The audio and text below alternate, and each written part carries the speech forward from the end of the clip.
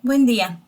Continuamos con nuestras clases en línea de Derecho Mercantil relativas al tercer parcial.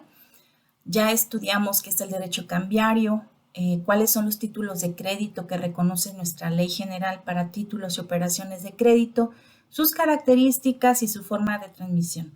Ahora vamos a estudiar algunos de los títulos de crédito básicos o más comunes en la vida práctica. La primera es la letra de cambio. Esta tal vez la han visto en las papelerías, representamos o tenemos anclado que es de color verde, igual que el pagaré. El color, vamos a ver que no es un requisito importante, pero es un datito pues distintivo, ¿verdad? Cuando empecemos a ver los distintos tipos de títulos de crédito, quiero que vayan reflexionando cuáles son las diferencias entre unos y otros para poder identificarlos luego y también pues sacar a conclusión cuáles son los títulos que nos conviene en un momento dado en algún caso práctico. La letra de cambio pues es un título. Hay tres sujetos: librador o girador, girado y tomador. Hay tres personas y una persona puede ocupar el papel de dos. Vamos a ver más adelante. El librador o girador va a exigir al librado o girado que le realice el pago a un tercero por el monto que establece esa letra de cambio. A ese tercero al cual le deben de pagar se llama tomador o tenedor. En la vida práctica podemos decir que es una orden incondicional de pago y no le expides esa orden a una persona de manera aleatoria o arbitraria. Esto implica que ya hay un entendido entre los sujetos, ¿verdad?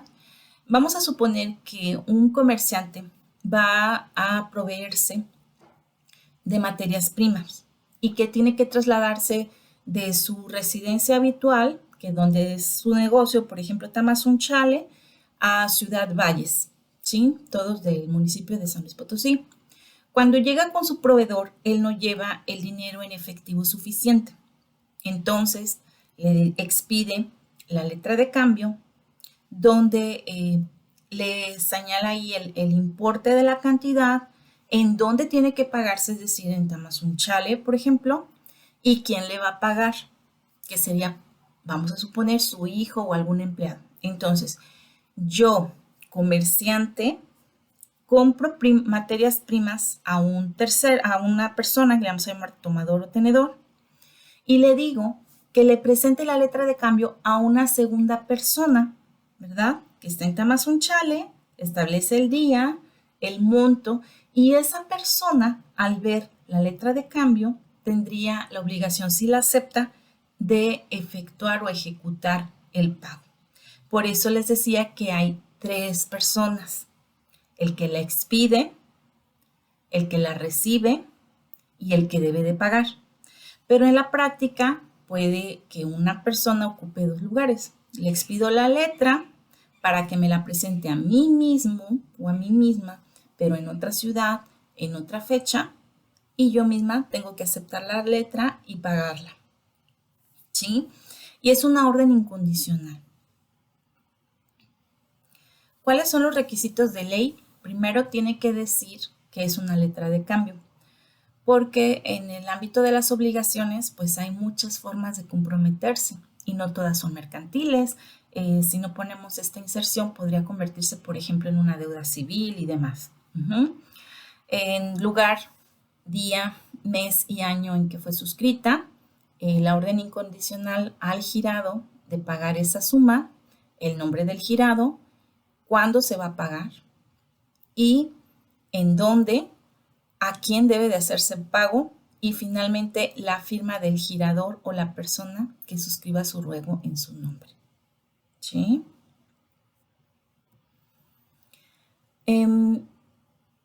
Hay un dato importante y que es que en la letra de cambio no es un documento, no es un instrumento que nos permita cobrar intereses por ese pago, ¿sí? Por eso es importante saber pues cuál es la finalidad, qué es lo que queremos lograr o qué es lo que yo voy a firmar. Si yo firmo una letra de cambio, ya sé que no me pueden establecer intereses. Pero ojo, ante un incumplimiento, la ley sí contempla que te pueden cobrar gastos de cobranza y intereses legales, que es mucho menor a un interés convenido. Este es un pequeño formato que encontré en internet de una letra de cambio, donde pues para su llenado pues ya implica todos los requisitos que mencionamos. Y bueno, después de esta explicación podemos entender por qué habla de un aceptado o de un aceptante, por qué habla de un librado y demás requisitos.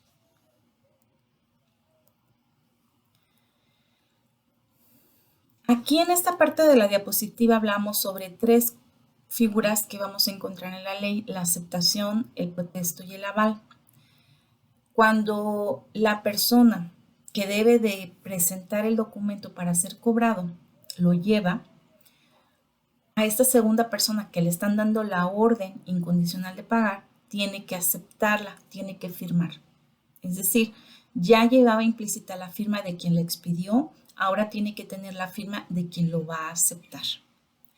Y si esta persona no reconoce la deuda, no reconoce la orden, entonces la ley señala que se debe de levantar un protesto, que es un reconocimiento por parte de uno de los auxiliares del comercio, donde esta persona no lo acepta, para que entonces el tenedor o tomador pueda presentárselo, ese documento, a quien se lo expidió, y entonces esa primera persona le pague. Ante la negativa de la aceptación de la letra de cambio, le nace al tomador o tenedor una acción para poder demandar que se llama acción cambiaria. Y esta, perdón, ahí tengo un error ortográfico, es aval, ¿sí? Llamado aval. Dejen corrijo de una vez.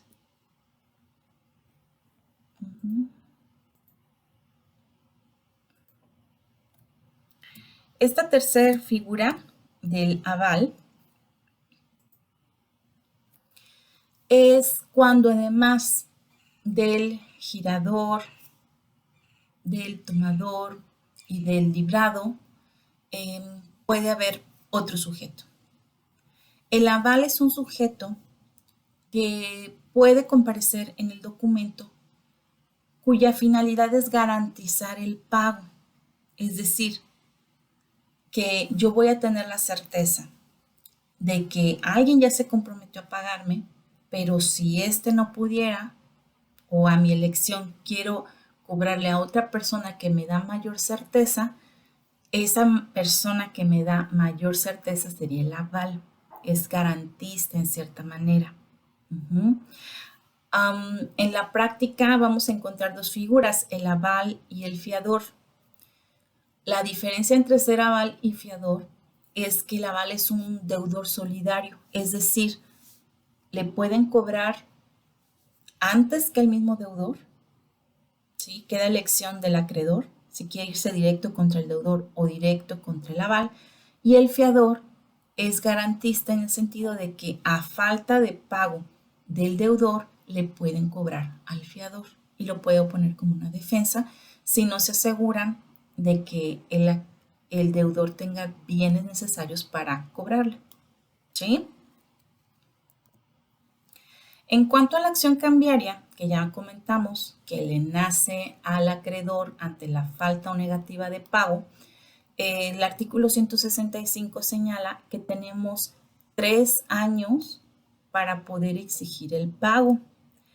Cuando hablamos de exigir el pago, implica que se ejercite la acción ante la autoridad judicial o jurisdiccional, presentar una demanda. Si yo tengo la letra de cambio en mi poder, le cobro de manera extrajudicial, voy a su caso, lo que quieran, pero nunca presento la demanda y transcurren esos 3 años, yo voy a perder mi derecho a cobrarle en esa vía. A eso se refiere la prescripción. Y aquí nos señala algunas reglas, pues a partir de cuándo empieza a contar el término de 3 años. Vamos al siguiente título, que se llama pagaré. El primero, la letra, dijimos que era un orden incondicional de pago. El pagaré, por su parte, es una promesa incondicional de pago. Y aquí no hay tres sujetos, son dos, simplemente es acreedor y deudor. Y tiene una frase con la cual debe de iniciar: debo y pagaré a la orden de fulanito de tal cantidad. Y otra característica importante del pagaré es que en él sí se pueden estipular intereses. El interés convencional puede ser 5, 10, etcétera. Pero hay que cuidar esa parte de los intereses porque hay algo que la ley estima como prácticas usurarias, es decir, que sean tantos los intereses que llega un momento en que pues la misma ley, jurisprudencia y tratados internacionales dicen que los intereses altos o usurarios pueden equivaler a prácticas de esclavitud en la actualidad y puede llegar a darse, ¿verdad? Que la persona trabaje pues simplemente para pagar los intereses de una deuda. Entonces sí hay que cuidar ese aspecto. Si nosotros vamos a estipular intereses para que sean a nuestro favor o si nosotros vamos a pagar intereses. Y esa es la importancia, del llenado del pagaré. Vamos a ver el formatito que tiene espacios en blanco a llenar. Si yo firmo un pagaré y dejo en blanco esos espacios, puedo correr el riesgo a que la otra persona luego lo llene o estipule cosas a su arbitrio, ¿verdad? ¿Cuál es su contenido? Tiene que decir que es un pagaré, tiene que incluir una promesa incondicional de pago, a favor de quién, fecha y lugar de pago, en dónde se suscribió y también, como todo, lo más importante, la firma.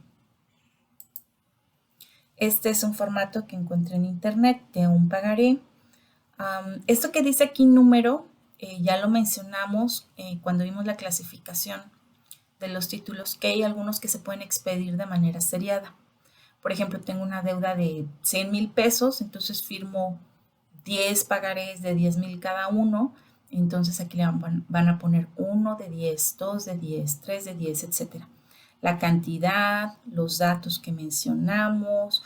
Las cantidades pues tienen que ser escritas con número y letra para evitar confusiones. Si es una serie numerada, aquí le vamos a poner si es 1 de 2, 1 de 3, etc. Y en la parte de los intereses moratorios, el porcentaje mensual, los datos del deudor, la firma.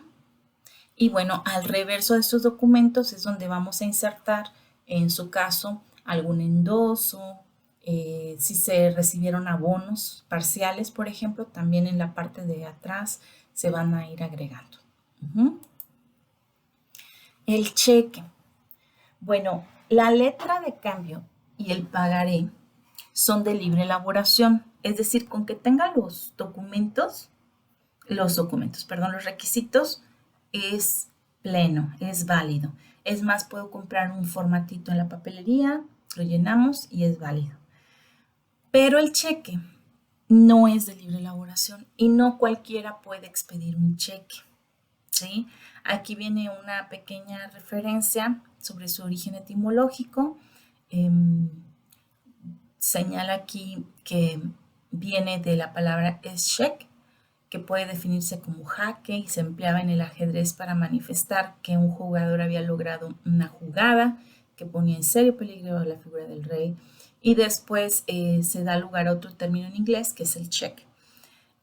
Cheque es una orden de pago que se pone en escrito y le permite a una persona a presentarse a exigir el cobro en un plazo, ¿verdad? Y que debe de estar disponible en una cuenta bancaria. Entonces, ¿por qué les decía que no es de libre elaboración? Porque los únicos que pueden expedir un cheque son las personas que tengan una cuenta bancaria donde el banco les da pues la chequera para hacer las disposiciones. El dinero va a estar garantizado o tiene que estar garantizado en una cuenta bancaria. Para poder expedir un cheque, entonces, necesitamos tener un contrato con una institución de crédito. Puede ser una cuenta bancaria de depósitos, de ahorro, puede ser una apertura de crédito. Lo importante es que encontremos el contrato adecuado a nuestros intereses y bueno, entonces el banco pues ya nos daría nuestra chequera con las instrucciones para su llenado y su presentación. El cheque pues se va a pagar en la medida que se ha presentado al banco y el titular de la cuenta tenga fondos suficientes. Si no tiene fondos suficientes y se presenta, en la práctica es lo que le llaman que se rebota, ¿verdad? Y eso daría como consecuencia que se agregaran algunos gastos de cobranza, intereses y demás. También es una orden incondicional de pago. Tiene que tener la mención de ser cheque, en qué lugar y fecha se expide, el nombre del librado, el lugar de pago y la firma del librador. Y también nace la acción cambiaria por la falta de pago, pero el periodo para hacer efectivo el cobro es mucho más reducido que en la letra de cambio y pagaré. De acuerdo al artículo 192, son únicamente 6 meses y nos da algunas reglas sobre a partir de qué momento se empiezan a contar. Aquí tenemos nuevamente un ejemplo ilustrativo de cómo está elaborado un cheque. Generalmente tiene códigos o datos que nos permiten identificar pues el número de cuenta del usuario, su nombre, la plaza en que fue expedido y demás. Y como última parte vamos a ver que los cheques, de acuerdo a nuestra ley general de títulos y operaciones, pues pueden tener varias formas, ¿sí? Pueden ser nominativos, pueden ser al portador y pueden tener formas especiales, por ejemplo, el cheque cruzado, el cheque de viajero, para bono en cuenta, cheque certificado y cheque de caja. En estas diapositivas no les voy a explicar cada uno de ellos porque es una de las tareas asignadas por diapositiva. Van a investigar en qué consiste cada uno de ellos y si pueden encontrar algún ejemplo, mucho mejor, para tratar de lograr un aprendizaje significativo y que sea comprensible, ¿verdad? Pues es todo por esta tercera clase. Espero que sea de utilidad y quedo a sus órdenes para cualquier duda o aclaración en los medios y canales establecidos. Les agradezco.